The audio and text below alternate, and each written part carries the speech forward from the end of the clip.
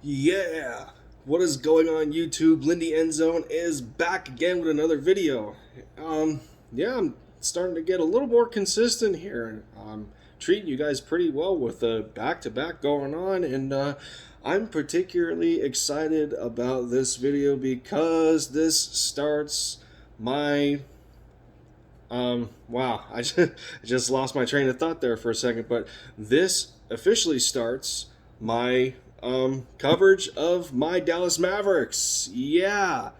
Um, Now, I do want, like I said in my previous video, I do watch the 76ers from afar, because I was linked to the team first, but, you know, um, I'm a Mavericks fan for life. Hashtag MFFL. You know, but yeah. Let's get into it. So this is kind of a I don't know. I guess an overreaction Tuesday for me because it's between a up and coming game and the game that was previously played against the Toronto Raptors and yeah, I had better expectations for his team, coming into the season, and you know, I guess with the whole situation with Kristaps Porzingis, that there was, I guess in the back of my mind, I'm like, I wish that he can come into a season healthy, and I knew going into this transaction that it was going to be quite a that was obviously a gamble, and KP has had this lingering knee issue, and and it just continues to bother him. It's a shame, and I don't count Luka's rookie season, obviously, but the last two seasons, and now now with including this one, I guess, because I mean I understand it's still early, the season's shortened, but at the same time, yeah, I do like some of the moves that they made. I think they got a little bit worse offensively with the loss of Seth Curry. You know, coincidentally, with the whole thing of me talking about the 76ers, how I watched them from afar, and, the Sixers end up, getting Seth in a transaction that we made with them. I think either before or after the draft. I don't remember offhand, but um, it's just weird, we were we were the number one statistical offense in NBA history last year, and now we're sitting just um, just in front of the top 20. It's crazy. I mean, we're sitting I think at 18th right now. It's ridiculous. But surprisingly to me, our defensive rating is third in the league, and I never would have thought of that.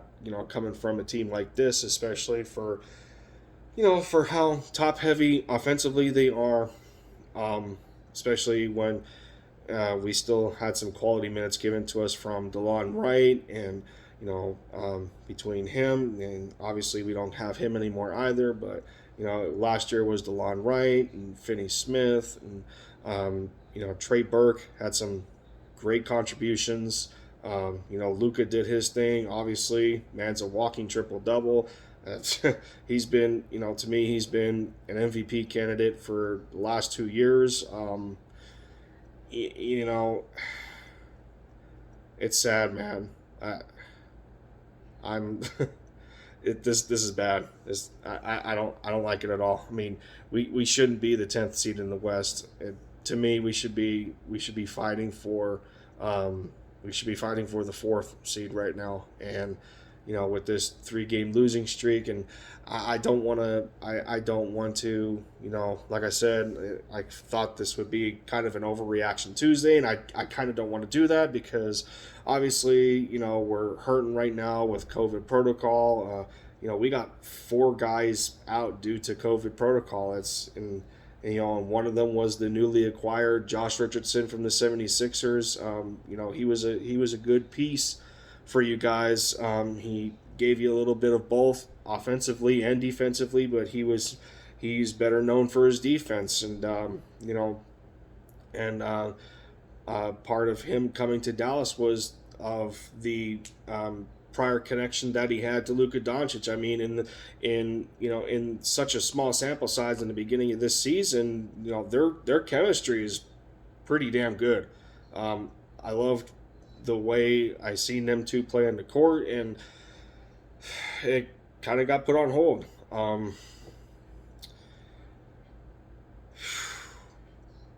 It's it's bad when you're, depending on the kind of person you are and how you take this. It's kind of bad when your star player leads the team in 4 of the 5 main statistical categories. Luka Doncic leads the Dallas Mavericks in points, rebounds, assists, and blocks. He's almost averaging a triple double again. And and at one point, I think this was this came to my mind over the weekend or last week or whatever. There's and I go across YouTube, and there's guys in the Eagles content creation community that I like to watch. Run It Back Philly does a great job with his Sixers content. He's very entertaining, and just hearing him talk about this whole debacle that you guys got going on with Ben Simmons, and I just thought to myself in the back of my mind, well, imagine pairing Joel Embiid with Luka Doncic. Oh my goodness. I can't imagine that. Joel is looking for that point guard, and Luka is looking for that big, because I do not trust Porzingis going forward. He's too injury prone. I'm sorry. It's Mavericks fans. That's what we have to deal with. And Dallas made this bed, and now they have to sleep in it. It was a gamble from the minute that we traded for him, but it's crazy how from afar how those stars align, how two players in different conferences and different divisions, how in a dream scenario how much they need each other. And Embiid's a nasty center, man. Like I said, pairing him with Luka Doncic, that would be that would be your cornerstone duo of a franchise.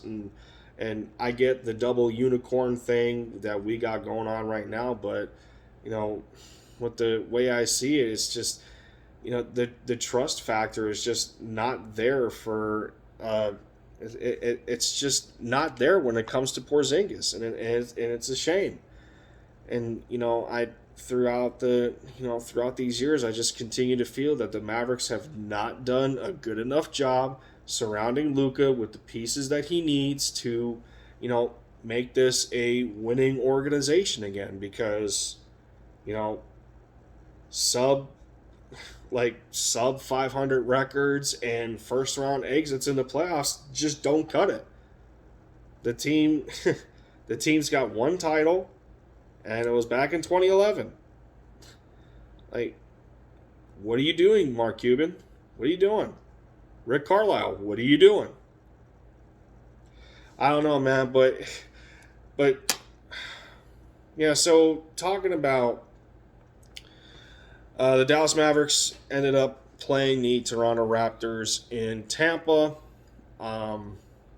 Obviously, the Raptors I don't think they're cleared to go back to Canada yet to play in their home country, so they are stuck in Tampa, Florida for the time being due to COVID restrictions, whatever. Going into this game, we were sitting at 6-6, and the Raptors were 4-8 at the time, and the Raptors were listed as a 5.5 point favorite. I knew from that moment on that we were probably going to lose that game. It's not healthy to base it off of a off of a bet like that. Just like in football and over unders whatever. But you know just on how just on the state of the team right now and the the carry job that Luka just did against the Chicago Bulls. I I mean I do and I don't know. I do and I don't blame him at the same time for not showing up against the Raptors because he was not very good. Um, you know, um, KP had a KP had a better game than Luca. I mean, Porzingis is still trying to play his way into conditional shape. Of finally, he's somewhat healthy. He ended up playing 32 minutes. He shot better from the field. He was 8 of 14. Um, he was better from the 3 point line.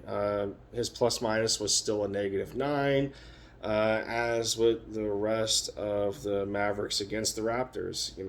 Not a single person not a single person that played for Dallas had a positive plus minus. They were all negative, and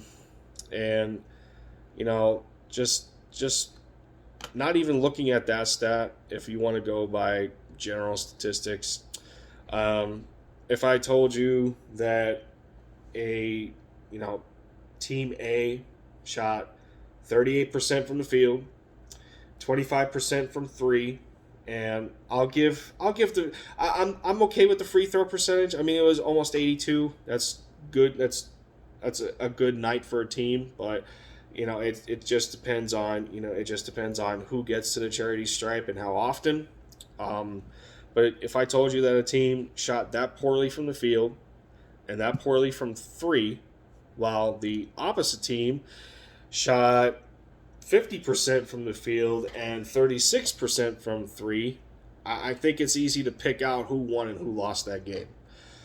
It's and I go back to talking about how the ratings for the Mavericks were swapped this year as opposed to last year. Yeah, defensively they could be, defensively they are looking a little bit better, but when you're not knocking your shots down, you need offense at the end of the day. It's just not purely defense. You got to make your shots. Um. So then the Indiana Pacers come to town, and shockingly enough, well, they don't come to town. We have to go to Indiana to play them. But this was a shock to me. Like I said, or the Raptors were a 5.5 point favorite when we played them, but the Pacers, who are sitting with a better record, I believe they are 8-5. Um, they're only a 1 point favorite, and I'm not exactly sure why the bet is the swing is that close. I'm thinking it's you know they're the thought process is probably that Porzingis is going to be his fifth game in. He's averaging over. He's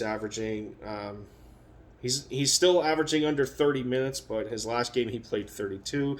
So maybe he's getting his legs back under him. Maybe Luka will be better rested to where he can put up his normal numbers again. I don't know, but with the team that's going this back and forth between a 4 game winning streak and then they just lost 3 straight. They're currently being swept by the Chicago Bulls of all teams. Don't even get me started. Oh, but yeah, I don't know. All I'm hoping for, and yeah, we're 13 games in. All I'm hoping for right now at this point is just for the team to build upon the necessary chemistry that they need.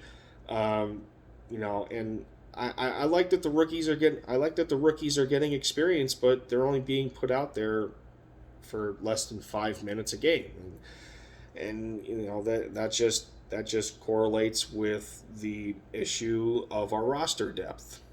Even outside of the players in COVID protocol, we just don't have our team has poor roster depth, and it's been this way for the last few years or so, and I just don't get it. But I just hope that we bounce back. But all right, so now that is out of the way, I started with showing you guys a couple of pieces in my collection of Jordans. So that is going to continue. I got 2 more pairs to show you guys, so let's get into that, and I will close this video out. The first one, these are now for those that are, like I said in the previous video, for those that follow Jordans, they like to label their shoes under like different categories. So a lot of their shoes that are LS, LS, I think, in my opinion, stands for like a leisure sneaker. It doesn't necessarily resemble one of the shoes that was associated to Jordan, to what Michael, like one of the colorways that Michael has played in. It's more of a general public style kind of sneaker. And the one I am talking about is the Retro 4 Oreo.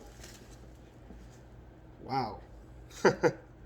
Well, sadly, I forgot that they were a bit dirty, so I do need to, and I'm not sure how they got dirty on me, but I do need to get these cleared up. I'm a tad embarrassed that I have them on camera right now, because it's been a long time since I wore them, and I completely forgot that they had a bit of dirt to them. But these were a good deal when I got them. I got them used. They were in fantastic shape. Original box, packaging, all that sort of thing. I think I picked them up for like $120 or so. And any kind of colorway that is like a leisure shoe or whatever, depending on its popularity, especially the Oreo colorway, they go for about $200, sometimes a little over. But these were. I don't know if these are one of my favorite or not, to be honest. But that's I guess that goes to the like how expansive your collection is. But I do know that this next pair is a little cleaner. I haven't worn them in quite a while. I don't wear my Jordans as much as I used to.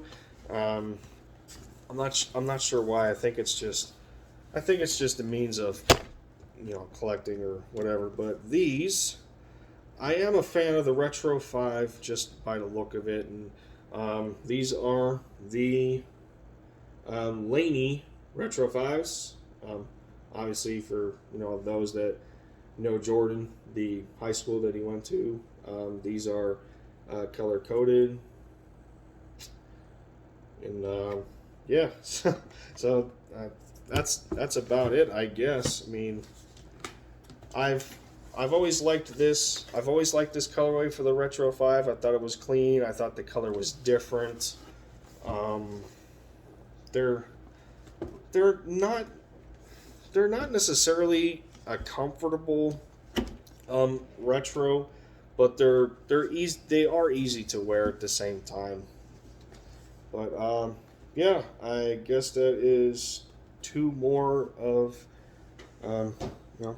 shoes in my collection of Jordans that I graced with y'all's presence. But that's gonna do it for me. I gotta really try to work on cutting these videos down, including the live streams. But for those that have stuck around this long. I appreciate it as always, and um, yeah, well, I guess we'll see how far this content of follow my favorite basketball team takes me, and obviously still keeping up with the Eagles, number one to me, my top team in professional sports, and I'll catch y'all in the next one. This has been Lindy End Zone, and I'm signing out.